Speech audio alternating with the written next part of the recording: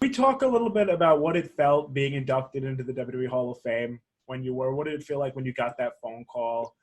Oh, God. You know, it was an interesting story. It was because I started, in the WWF, and the way things worked out in my career and the way the business was changing, I always wound up in the NWA or the AWA because the WWE was already filled up with their guys. And the guys they were filled up with were the former top guys from the AWA, the NWA, Bill Watts with the Junkyard Dog, because Vince was the first one who went nationwide. Right. I always had a good deal with the NWA or the AWA because they needed guys and everybody hated me. So it worked out good.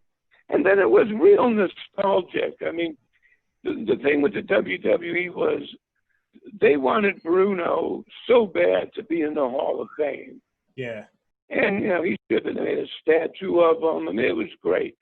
But Bruno, for some years would say he wasn't going in the Hall of Fame. He'd never do it.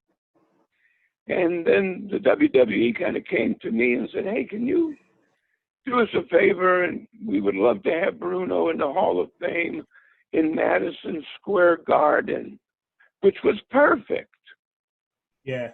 And I said, yeah, I would love to help you. Yeah, that would be perfect. I get goosebumps thinking about it. So I worked on Bruno and told him some stuff, and he called some other people, some doctors, but he realized that, whatever happened years and years ago changed. The WWE has become a great company. I mean, it's an awesome company. It takes care of its talent. It does great work with charities. It provides thousands of people and families with great lives and good jobs. I mean, it's a great company. And when Bruno realized that, what a great company it did become, I kind of helped him change his mind. And the problem was he felt like a hypocrite because once he said he'd never do it, but now after researching and seeing the reality and realizing, gee, it is a great company, I softened him up, and then he talked to Triple H, and they wound up getting Bruno in the Hall of Fame in the Garden, which was perfect. That was my first WrestleMania, was watching Bruno get inducted.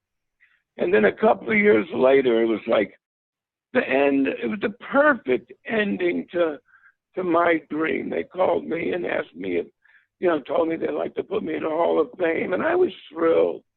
And Bruno was the one who inducted me. So the whole story, went around in a big circle, and it had the most perfect ending where my mentor, became great.